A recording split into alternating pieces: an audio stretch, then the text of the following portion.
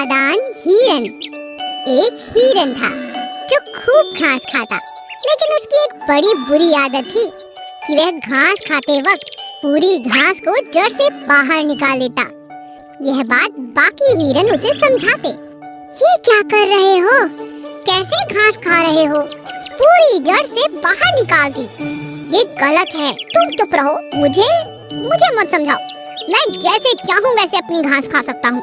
मैं तुम्हें समझाना चाहता हूँ, अगर तुम ऐसे घास खराब करोगे तो इस घास को उगने में बहुत समय लगेगा। तुम्हें समझना होगा कि जड़ से नहीं निकालनी चाहिए। क्यों नहीं निकालनी चाहिए? तुम अपनी घास खाओ, मुझे परेशान मत करो। मगर हिरन कभी किसी की बात नहीं मानता। एक दिन शेर ने उसे घास खाते देखा तो हिरन शेर के डर से इधर उधर भागने लगा और बड़ी दूर तक भागता रहा। बहुत ज्यादा भागने के बाद उसे एक बड़ा सा झाड़ दिखाई दिया और वह उस झाड़ के पीछे जाकर छुप गया। बेचारा हिरन बुरी तरह से थक चुका था। वहीं पास में दूसरा हिरन घास खा रहा था। तुम्हें क्या हुआ? तुम यहाँ कैसे और यूं भागते हुए क्यों आ रहे हो? क्या बात है? वो शेर मेरा पीछा कर रहा था। बहुत मुश्किल से जान बचाकर यहाँ पहुँचा हूँ। अरे रास्ते में कहीं छुपने की जगह ही नहीं थी। सारी घास तो तुमने जड़ से निकाल बाहर फेंक दी। हाँ, तुम ठीक कहते थे। आज के बाद इस बात का ध्यान रखूंगा। मुझे माफ करो। और इस तरह हिरन को अपनी नादानी समझ आई और दोबारा उसने ऐसी गलती नहीं की। या बिल्ली और हाथी। अप्पू हाथी एक दिन आराम से पेड़ के नीचे बैठा था और गाना गुनगुना रहा था। मैं हूँ हाथी, सबका हूँ साथी, मस्त है मेरी चाल, सब रखो अपना ख्याल। मैं हूँ हाथी, सबका साथी। मोना बिल्ली वहीं पेड़ पर बैठी सुस्ता रही थी। जब उसने अप्पू को गाना गाते हुए सुना, उसने अप्पू से पूछा, क्या बात है अप्पू, आज बड़े खुश हो, गाना भी गा रहे हो, कोई खास बात है क्या? नहीं मोना बिल्ली, ऐसी तो कोई बात नहीं। मैं तो हमेशा ही खुश रहता हूँ और गाना गाना तो मुझे बहुत पसंद है। अच्छा, सच में? ये तो बहुत अच्छी बात है। तुम मुझे गाना सिखाओगे? मुझे भी गाना गाना बहुत पसंद है। मेरा गाना गाने का बहुत मन करता है, मगर मुझे गाना गाना नहीं आता। हाथी यह सोचकर बहुत खुश हो गया कि बिल्ली उससे गाना सीखना चाहती है। क्या तुम सच में गाना मुझसे सीखना चाहती हो? तुम्हें मेरा गाना अच्छा लगा? हाँ हाथी, मैं सच कह रही हूँ, मुझे तुम्हारा गाना बहुत पसंद आया।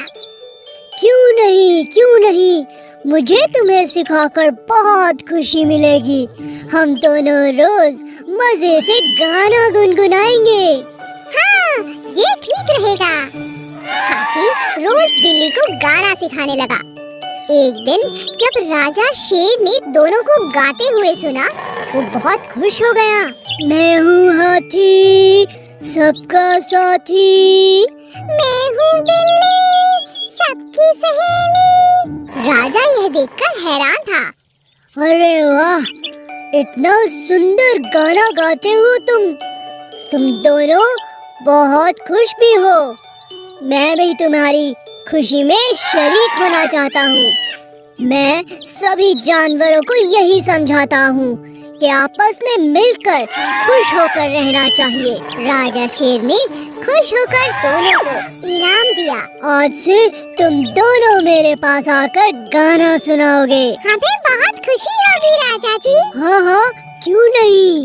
और इस तरह हाथी और बिल्ली को रोज राजा को एक गाना सुनाना होता, जिसकी वो खूब तैयारी भी करते थे और खुश रहते थे। भेड़िया और शेर। चालाक भेड़िया अपनी चालाकियों के कारण जंगल में बहुत बदनाम हो चुका था। कोई भी जानवर भेड़िए से बात नहीं करना चाहता था। वो देखो चालाक भेड़िया, चलो यहाँ से। हाँ, चलो यहाँ से। क्या हो गया है सबको? कोई भी मुझसे बात नहीं करना चाहता। इस तरह तो मैं बहुत अकेला पड़ गया हूँ। कुछ भी अच्छा नहीं लग रहा। उदास भेड़िया अपने आप से बातें करता हुआ जा रहा था कि सामने से उसे शेर आता दिखा। क्या हुआ? किससे बातें कर रहे हो? देखते नहीं सामने कौन खड़ा है? राजा जी, आप मुझे माफ करें, मैं कुछ परेशान हूँ, इसलिए सामने से आप आ रहे हैं, मगर मैंने ध्यान नहीं दिया। परेशान? क्या हुआ? क्या बात है? शेर राजा, हुआ क्या है ये तो मुझे भी नहीं पता। जहाँ भी जाता हूँ मुझे देखकर सभी दोस्त और जंगल के जानवर मुझसे बिना बात किए यहाँ वहाँ चले जाते हैं, मुझे अनदेखा करते हैं। मुझे कुछ अच्छा नहीं लग रहा। मैं बहुत अकेला पड़ गया हूँ। सोचता हूँ ये जंगल ही छोड़ दूँ, किसी और जंगल में जाकर रहूँ।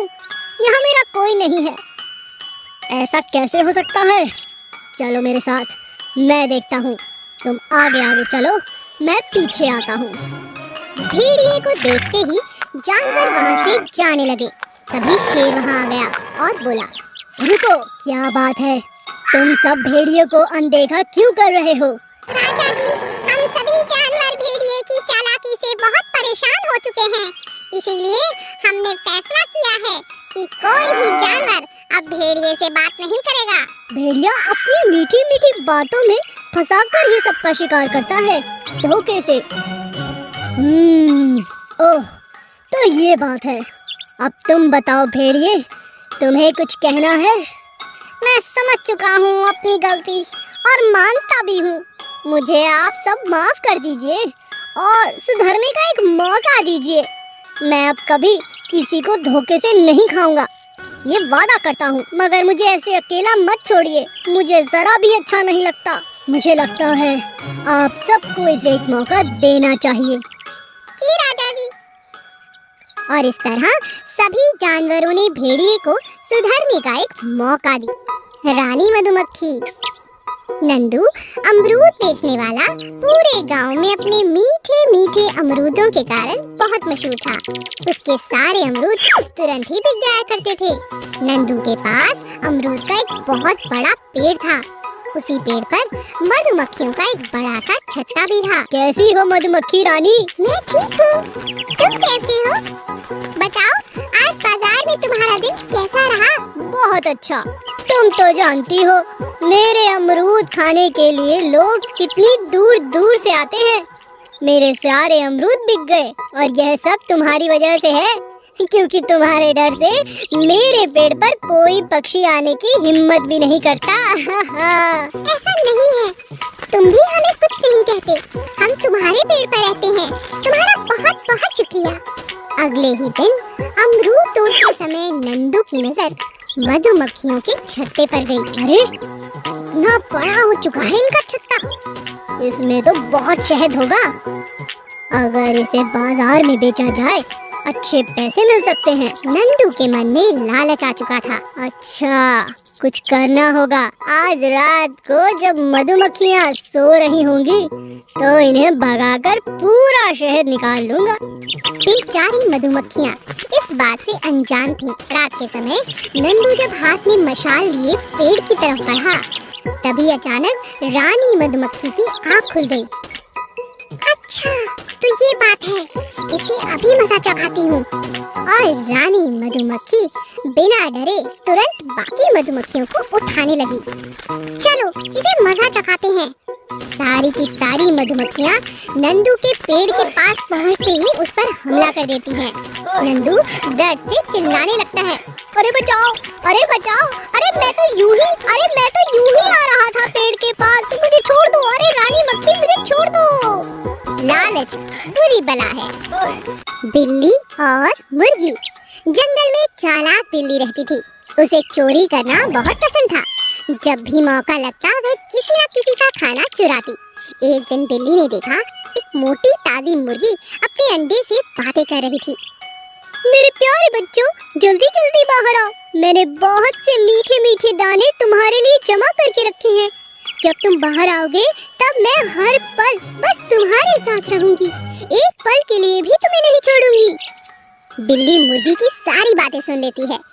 अच्छा ये बात है, ये मुर्गी तो बड़ी कमाल की है, खुद भी मोटी है और अपने बच्चों के लिए भी जमा कर रही है।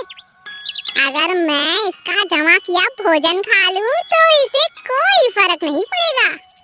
बिल्ली ने मुर्गी पर पूरा दिन नजर रखी और मौका मिलते ही सारे दाने खाने के लिए वहां पहुंची। मुर्गी बहुत समझदार थी, उसने पहले से ही अपने जमा किए अनाज के थैले को आसपास छोटे छोटे गुलाब के फूल के कांटों से ढक कर रखा था, जिससे उसके अनाज को अगर कोई चुराए तो उसे कांटा चुभ जाए। और ऐसा ही हुआ, बिल्ली के वहां पहुंचते ही उसे बहुत से कांटे चुभ गए और वह जोर जोर से रोने लगी। अरे बचाओ बचाओ बचाओ, कोई मेरी मदद करो, मेरे पैरों में कांटे, इतने सारे कांटे, हे भगवान कोई है कोई है। तभी कुछ देर बाद मुर्गी आई और जोर जोर से हंसने लगी। अच्छा तो तुम मेरे बच्चों के दाने चुराने वाली थी, अच्छा हुआ तुम्हें तुम्हारे किए की सजा मिल गई। आज के बाद कभी खाना मत चुराना, समझी? हाँ नहीं चुराऊंगी, पर अब तुम ताने मारना छोड़ो और ये कांटे बाहर निकालो, मैं चल नहीं पा रही हूँ। मुर्गी ने बिल्ली के पैर से सारे कांटे निकाल दिए और कहा, सुनो बिल्ली, खुद परिश्रम करके खाना खाओ तो कभी पछताना नहीं पड़ेगा। ठीक है मैं समझ गई, देखो देखो तुम्हारे अंडों में से बच्चे बाहर आ रहे हैं, चलो इनका स्वागत करें। दोनों मिलकर नन्हे नन्हे अंडों से जो बच्चे आ रहे थे उनका तालियां बजाकर स्वागत करती